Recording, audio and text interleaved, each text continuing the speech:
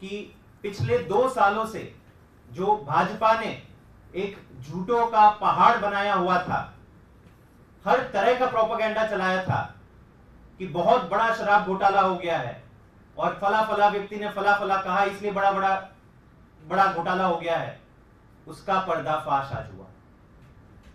मैं दावे के साथ कहता हूं कि दिल्ली का कथित शराब घोटाला इतिहास के पन्नों में दर्ज होगा कि कैसे एक इतनी शक्तिशाली पार्टी ने केंद्र सरकार के तमाम इंस्टीट्यूशंस, ईडी, सीबीआई, अपने तमाम सरकारी तंत्र को इस्तेमाल करते हुए एक छोटी सी पार्टी को क्रश करने की कैसे कोशिश की है। 2 साल से इन्वेस्टिगेशन चल रही है। 2 साल से हम पूछ रहे हैं कि अगर आप कह रहे हैं इतना बड़ा घोटाला हुआ है तो मनी ट्रेल कहां है?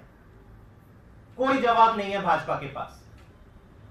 अब तक कहते आ रहे थे कि नहीं मनी ट्रेल मिलेगी, लेकिन हमारे पास पुख्ता गवाहों के बयान है।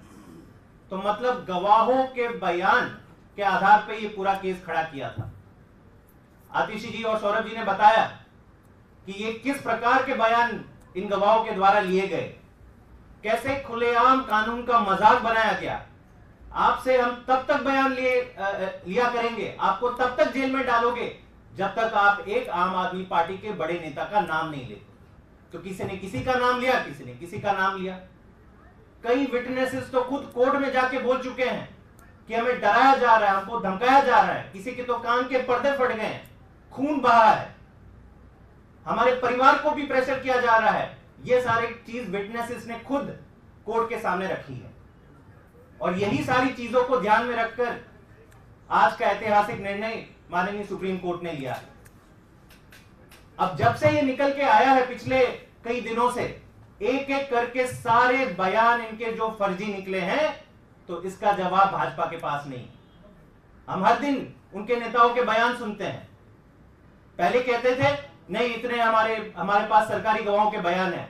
पिछले कुछ दिनों से उनका रुख बदल गया है। जब आप उनको पूछते हो कि शरद रेड्डी का क्या मतलब है, उसके 55 करोड़ का क्या एक्सप्लेनेशन है, तो चुप हो जाते हैं पूरी तरह से भाजपाई।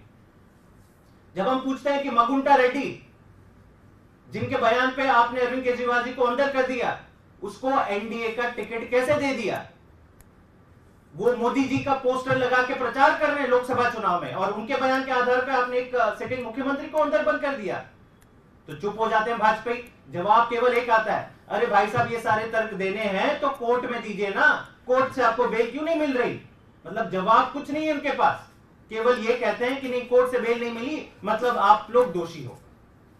आज जब ये सारी सुनवाई सुप्रीम कोर्ट में हुई और आज जो डिसीजन आया, मेरे ख्याल से आज भाजपा को, देश को जवाब देना चाहिए कि क्या मजाक बना दिया है आपने पूरे देश का, देश के कानूनी व्यवस्था का। पूरा का पूरा फर्जी केस आपने एक पार्टी के तमाम शीर्ष नेतृत्व को अंदर बंद कर दिया, उल्टा धमकी दे रहे हैं। आतिशी जी को धमकी आई है, सौरभ भारद्वाज जी को धमकी आई है, दुर्गेश पाठक, राघव चड्ढा कह रहे हैं कि अब दूसरी और तीसरी पंक्ति के नेताओं को भी जेल में डाल देंगे। गजब की तानाशाही है। मेरे ख्याल से आज देश की जनता, देश के हर एक देशभक्त को गर्व होना चाहिए कि भारत की कानून व्यवस्था और संविधान ने सच का साथ रखा है। और कुछ ही दिनों की बात है कि ये पूरा का पूरा जो मैं कह रहा हूं कि झूठों का पहाड़ बना है, वो पूरी तरह से बिखर जाएगा। अगर आप ये वीडियो YouTube पर देख रहे हैं तो हमारे चैनल को सब्सक्राइब करें और बेल आइकन को दबाना ना भूलें। अगर आप Facebook पर ये वीडियो देख रहे हैं तो हमारे पेज को लाइक करें।